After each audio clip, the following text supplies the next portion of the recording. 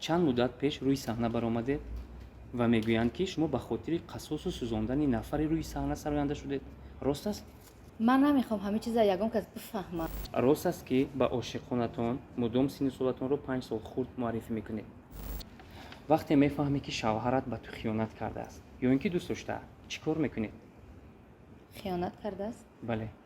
ҳар ки мара мекуна ёр ҷудо, ма ба 70 пушти ӯ кордор ме. дар ҳамин сол замона фикр мекунам ки духтаро намедизданд. мардакоам ки булҳавасӣ мекунанд ба ҳар як духтар. шавҳари худам гунаҳгор аст. осия, ёдат ҳаст ҳар гоҳи ту аз хонаатон берун мешудӣ, ман дар анамо пойгоҳи доматон туро интизор мешудам ва гап медодам. میای زود به شستم دل و دل با تو بستم تو سیاد منو محبت است یا جادو اگر روزی میشدی سنم از عاشقم دست بکشم. ба хотири зару зебар, хонаву дар ва мошину анамон чизое ки ман ба ту пешниҳод мекунам. ширкати софсавдо дороҳоеро пешниҳод мекунад ки барои зиёд кардани риш ва баровардани мӯи сар ва ҳамчунин барои бемории писариязу ва ба қувват кардани қувваи мардонагии бемории пӯст. дороҳо ба намуди капсула, алҳадая ва равғани сиёҳдона ки ба садҳо дард даво ҳастанд пешниҳод менамояд. дороҳои бца, протеин ва генерҳои софсавдо ба дарди шумо ҳатман даво мебахшанд. доставка ба ҳама шаҳрҳои русия аз 3 соат то 5 соат. аз номи канали меҳробпуро салом фиристед, заказ кунед ва тахфифи иловагиро ба даст оред. телефонҳо барои тамос дар рӯи экран. салом ба ҳама он нафароне ки ин лаҳзаву ин соат аз паси экранҳои хеш барномаи ҷадиди мо рӯбарӯро тамошо доред. як саломи гар бори дигар баҳри шумо тамошобини азиз. ин лаҳза бо шумо ҳастам ман Рустам Азимӣ дар барномаи рӯбарӯ. ин навбат меҳмони барномаи мо оне ки бо симояш дилҳоро ба ваҷд меорад. садояш марғуладор аст. оне ки дӯсташ медоред ва метавонад дар як лаҳза, дар як муддати кӯтоҳ боз ҳам шуморо фирефтаи ишқи хеш гардонад. меҳмони барномаи мо ҳастанд. осия бону, шинос шавед. хуш омадед ба барномаи мо. хуш бошед. ташаккури зиёд ва ногуфта намонад ки айни ҳол мо дар толори мебели Акрам барномаро оғоз мекунем. толори мебели Акрам ҳам зебосту ҳам шинам. агар шумо мехоҳед ки ҳусни хонаи худро зебову диданӣ намоед, пас аз толори мебели Акрам дидан намуда бо нархҳои дастрас харидорӣ намоед.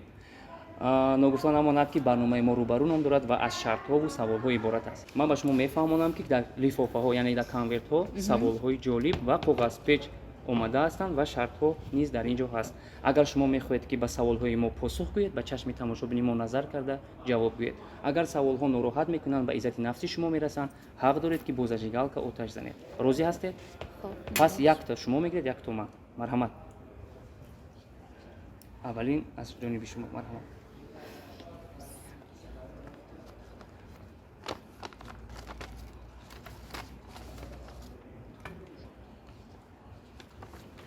мегӯянд ки номи аслии шумо осия нест. бале ин тахаллуси сарояндагиам аст. ва биёед ки лифофаи дигарро ман мегирам ва мебинем ки боз чӣ савол омадааст. рост аст ки ба ошиқонатон мудом синну солатонро 5 сол хурд муаррифӣ мекунед? не, ҳоло ба ин корҳо ман рӯбарӯ нашудам. боре ҳам. не. ташаккури зиёд. агар осияро ба маҳфил ё ин ки банкетҳоямон даъват созем, ӯро дар шаб пайдо мекунем ё ки дар рӯз? умуман вақти шумо, бештари вақти холигии шумо дар шаб дида мешавад ё дар рӯз? дар рӯз? аммо сарояндҳо ин гуна нестанд. ҳамагон занг мезанӣ, ҳама вақт занг мезанӣ, банд ҳастанд, хоб ҳастанд ва умуман бо онҳо дар тамошо наметавонӣ. осияе ки мо медонем дар рӯз ҳама вақт пайдо кардан мешавад. дар шаб ман вақти хоб аст, хоб мекунам. беҳтарин. ва тамошобини азиз, посухе ки буд мо аз забони осиябону шунидем. ва биёед лифофаи дигарро осиябону мегиранд ва саволи навбатиро аз забони худшон мешунавем.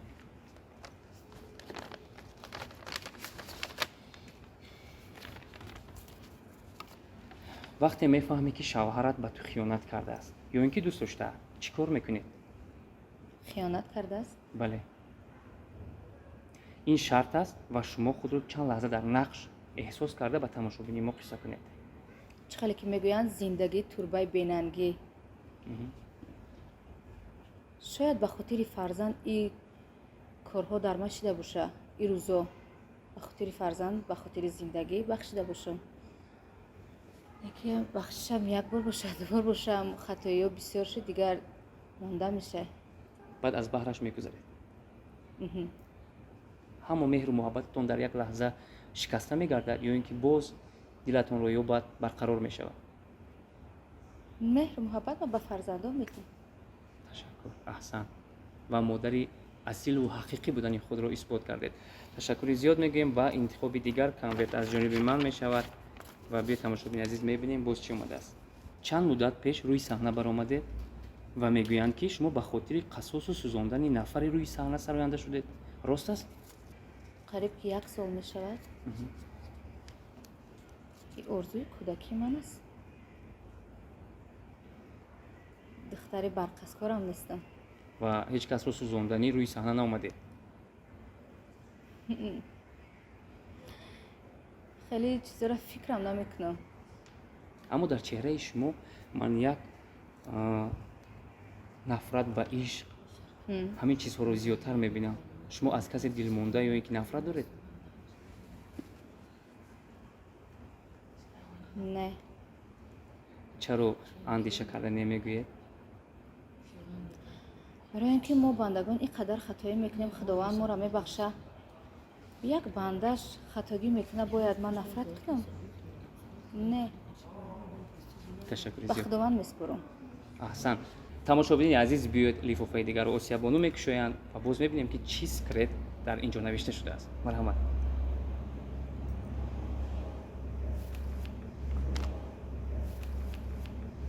биёед тамошобини азиз саволи навбатиро ман мехонам ва мебинем. дар нақши зане ки шавҳаратро дуздидааст ва ту ӯро дар роҳ мешиносӣ, сӯяш медавӣ ва гапҳое ки то ҳамон рӯзе ки ӯро мебинӣ ҷамъ кардаӣ, дар нақш ҳамонро нишон диҳед, чӣ мегӯед? албатта вақте ба зан хиёнат мекунанд ки шавҳарашро медузданд, аз бараш мебаранд, бисёр як ҳолати нангӣ дида мешавад ва шумо дар нақш тасаввур кунед ки духтарак шавҳари шуморо дуздидааст, хонаву дари шуморо вайрон кардааст, ӯро меқапед, чӣ мегӯед? در همین سال زمانه فکر میکنم که دخترها نمیدزدن. مردکان که بلحوثی میکنن به هر یک دختر. метавонед ки ба чашми тамошобини мо назар карда ҳунари хешро нишон диҳед ва донанд ки осияе ки мо мешиносем на балки дар сарояндагӣ муваффақ, балки дар ҳунари актрисагӣ ҳам муваффақтар аст. فکر میکنم که آخه چی نقش بازی کنم که حاضره دخترها چقدر فهمانم. یعنی گفتم که مردها خودشون بلحوثن، خودشون دخترها را میدزدن، яъне زنها را шумо гуфтан میدزدن. мехоҳед ки он зане ки дар роҳ мебинед гунаҳгор нест, نه. балки شوهر خودم گناهگار است. ташаккур, аҳсан. ва ин посухи беҳтарине буд ки мо аз забони осиябону шунидем ва каф мекубем.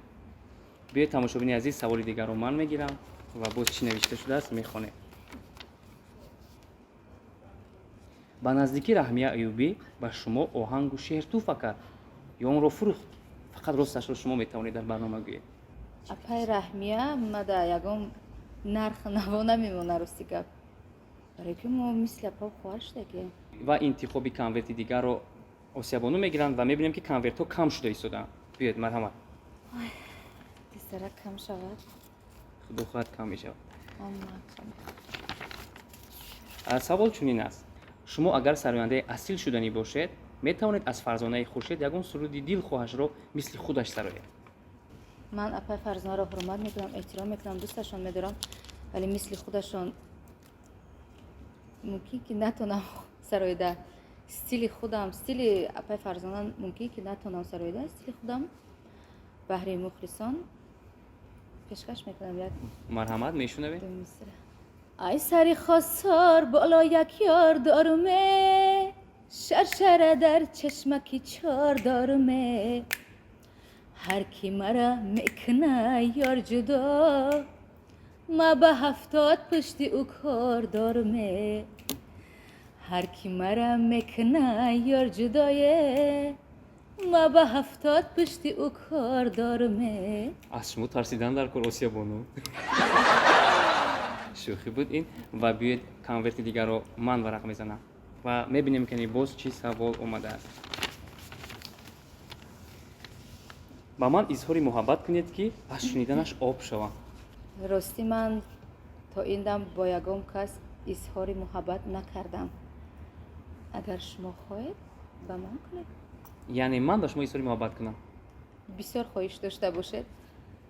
اجازت مبادا اگر که آسیابانو قبول نکنن من شرمنده میشم این چه خیلی میشود این همش نقش است کو بهترین و بیاد ایسوری محبت رو من میکنم و شاید دلش رو یابم آسیا یادت هست هر گاهی تو از خونه‌تون بیرون میشدی من در انمو پایگاه دومتون تو رو انتظار میشدم و گپ میدادم تو یک به من نگاه میکردی و میرفتی یادت هست همون بچه منم من رستم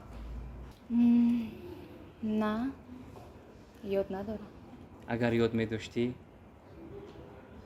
اگر روزی میشدی سلام